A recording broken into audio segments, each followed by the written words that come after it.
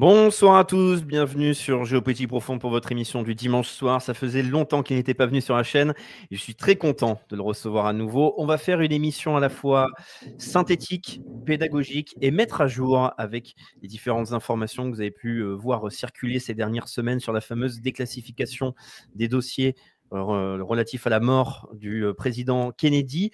Je vous rappelle, nous avions déjà fait une émission avec l'invité Laurent Guillénaud qui est là avec nous pour pouvoir présenter son ouvrage et son documentaire. Et là, on va en profiter pour faire des rappels, des piqûres de rappel et aussi mettre les pieds dans le plat. Parce qu'avec la déclassification des dossiers, on entend un peu tout et n'importe quoi, ou sinon, certaines personnes n'osent pas aller un petit peu plus loin. Je vous rappelle, quand vous allez sur les médias mainstream, vous allez voir qu'on doit rester sur la piste de l'homme solitaire, ou alors on parlera de la CIA comme le summum du complotisme en plus.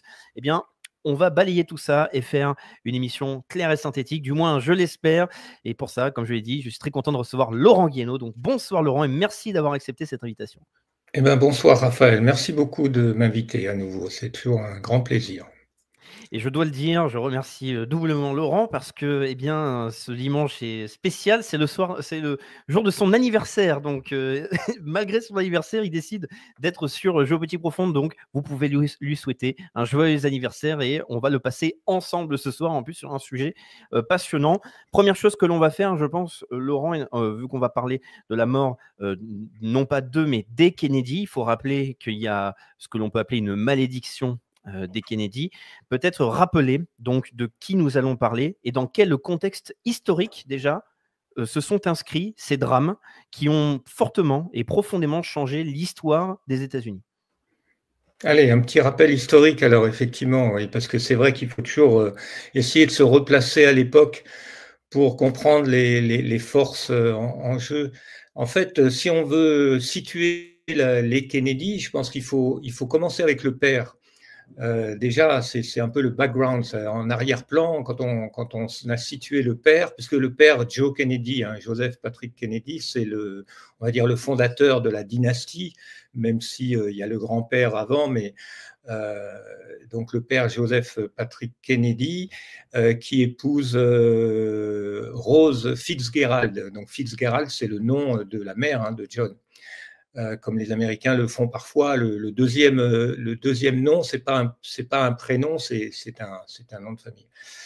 Et donc, ce personnage est en fait assez fascinant, assez intéressant parce que son action politique, il était ambassadeur à Londres, nommé par Roosevelt durant le déclenchement de la Deuxième Guerre mondiale. Et il a été très impliqué dans la politique d'apaisement de Neville-Chamberlain, qui, comme on le sait, donc voulait éviter la Seconde Guerre mondiale, ne voulait pas pactiser avec Hitler, c'était pas le but. Le but, c'était d'éviter la Deuxième Guerre mondiale. Et donc Joseph Kennedy s'est retrouvé après la guerre du côté des perdants, hein, en quelque sorte. Mais bon, étant assez habile politiquement et puis en plus quand même assez connecté, surtout dans le monde médiatique et puis dans le monde du business, il s'est mis en retrait et il a réussi à favoriser la carrière politique de ses fils. Donc ça, c'est intéressant en soi parce que quand on étudie les Kennedy, moi, j'ai mis un certain temps à comprendre cet environnement, l'esprit. C'était vraiment le patriarche, hein, Joe Kennedy. Donc c'était une famille très unie, irlandaise catholique, qui ne s'épousait qu'entre Irlandais catholiques pratiquement, bien que la femme de John Kennedy n'était pas irlandaise, elle était catholique, mais elle était plutôt française d'origine. Mais enfin, il y avait un esprit tribal, clanique, hein, très très fort, avec une très forte loyauté vis-à-vis du père. Et c'est important de le comprendre parce que pour comprendre John Kennedy, sa vision politique, sa philosophie politique, parce que c'était un personnage qui avait beaucoup de profondeur, contrairement au portrait superficiel qu'on a fait de lui un peu pour le démolir et pour un peu obscurcir sa dimension politique, sa signification politique. En fait, c'était quelqu'un qui avait une vision politique très précise, très élaborée, une très grande culture. C'était un intellectuel et cette culture et cette vision politique venaient de son père. Donc, en quelque sorte, il y avait déjà une prédisposition à se heurter avec Israël. Il y avait en fait une animosité déjà par rapport d'une animosité de Ben Gourion, de David Ben Gourion et des leaders israéliens vis-à-vis de la famille Kennedy en soi. Avant même qu'il devienne président, il y avait un préjugé très défavorable de la part des Israéliens qui s'est évidemment confirmé par la suite en raison de l'opposition de John Kennedy à un certain nombre de choses importante pour Israël. Voilà. Donc, en fait, l'histoire des Kennedy commence, on va dire, à la Seconde Guerre mondiale, et puis ensuite, Kennedy, c'est en 1960, sa présidence commence en janvier 61.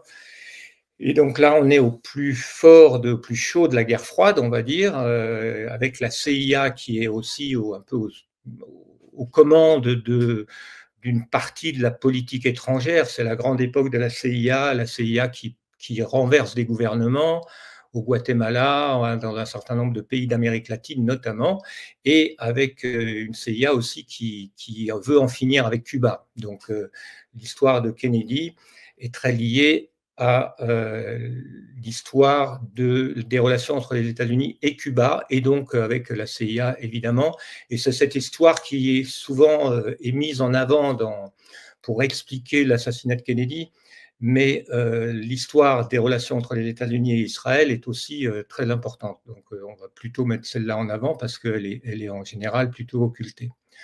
Voilà, donc il y a l'assassinat de Kennedy en 1963. Et Robert Kennedy, qui était ministre, donc je finis un peu ce survol historique pour resituer les personnages importants, hein, si tu veux bien. Donc Robert Kennedy, qui était ministre de la Justice, Attorney General, hein, sous Kennedy, sous son frère aîné. En fait, l'histoire est intéressante parce que c'est le père qui avait imposé. John Kennedy disait, enfin même Robert Kennedy ne voulait pas être dans le gouvernement de son frère. Il disait ça va faire quand même un peu népotisme.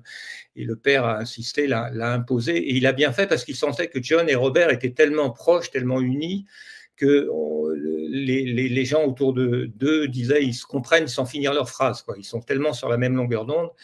Et donc, Robert a été très, très important pour John. Bien qu'ayant des sensibilités un peu différentes, ils se complétaient et ils avaient une confiance totale l'un envers l'autre. Et donc, ça a été une collaboration très fructueuse. Et Robert n'avait pas simplement le rôle de ministre de la Défense, il était le conseiller principal de son frère. Et donc, bon, il était dévasté, évidemment, quand son frère a été assassiné, mais poussé par le sentiment du destin, parce que ce n'était pas tellement sa personnalité. Et Robert n'était pas quelqu'un qui n'avait pas le même charisme que son frère. Il serait bien resté en retrait, mais il a senti le destin lui demandait de se présenter, de reconquérir la Maison-Blanche, en partie, ça c'est ce qui a été bien montré dans un livre de David Talbot, en partie pour rouvrir l'enquête sur son frère, parce qu'il n'a jamais cru à la conclusion de la commission Warren du tueur solitaire. Ça a été bien montré aujourd'hui dans ce livre de David Talbot, Brothers, hein, sur la relation entre les deux frères. Et donc, Robert Kennedy rentre en campagne donc en 68-67, avec aussi une position anti-Vietnam et donc anti-Johnson. Donc, il rentre en campagne contre le candidat sortant de son propre parti. Donc là, c'était quand même assez compliqué et assez risqué. Mais en juin 68, ayant gagné un certain nombre de primaires, il gagne les primaires de Californie et le jour même où il gagne, le soir même de l'annonce des résultats des primaires de Californie, donc c'était le 6 juin, je ne me trompe pas, oui c'est ça. Ouais, le 6 juin, oui. 68, eh bien il est assassiné. Voilà. Et là encore, on a encore une affaire extrêmement troublante parce que on ne va pas peut-être trop rentrer dans l'affaire Robert Kennedy, qui est extrêmement complexe en soi, mais juste signaler que le tueur présumé qui a été condamné, qui était condamné à mort, mais la peine de mort a été abolie en Californie peu après, donc il est toujours en prison. Il est toujours en prison et il ne se souvient pas avoir tué Robert Kennedy. L'autopsie ne confirme pas que c'est lui, puisque l'autopsie a montré que ça ne peut pas être les balles de son revolver, si tant est que son revolver était chargé, c'est même pas certain. à blanc, enfin il était peut-être chargé à blanc, enfin bref, là il y a une enquête très très compliquée au niveau de l'autopsie, des études balistiques, etc., qui tentent à prouver qu'en fait Sirhan Sirhan, ce pauvre Sirhan Sirhan, probablement a été hypnotisé.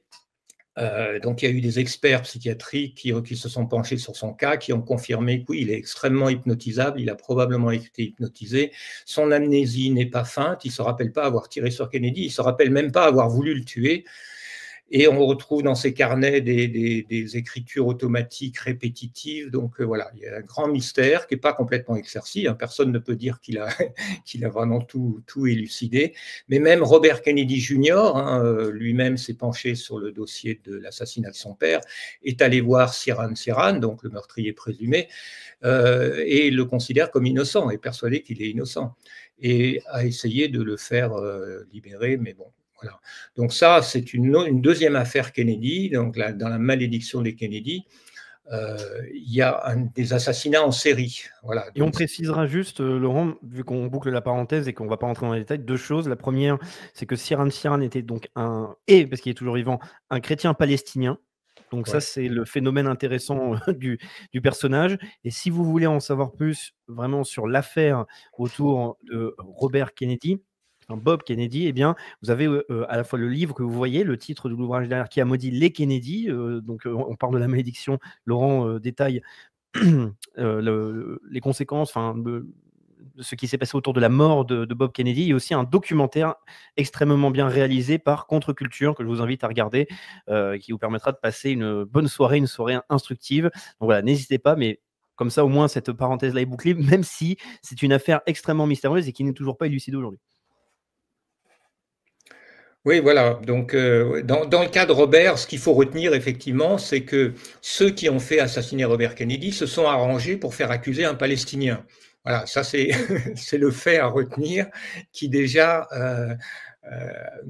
comment dire, suggère une certaine piste de recherche sur ceux qui avaient intérêt, d'une part, à se débarrasser de Robert Kennedy. Alors c'est très fort parce que Robert Kennedy, si vous voulez, étant en campagne présidentielle, a fait une ou deux déclarations favorables à Israël. Enfin, je veux dire, on ne peut pas faire autrement, même dans les années 60. Et donc, les Juifs américains continuent d'ailleurs de dire que Robert Kennedy a été assassiné parce qu'il soutenait Israël. Et donc, il a suscité la haine d'un Palestinien parce qu'il était proche d'Israël. Ce qui est totalement faux. En réalité, Robert Kennedy était sur la même longueur d'onde que son frère John et n'était pas du tout pro-israélien. En tout cas, à part quelques visites, il a fait une visite dans une synagogue, il a fait ce genre de choses. Mais voilà, donc il y a un mensonge qui est assez clair déjà lorsqu'on dit que Robert Kennedy a été tué par un Palestinien qui voulait le punir de soutenir Israël. Ça, c'est un mensonge avéré.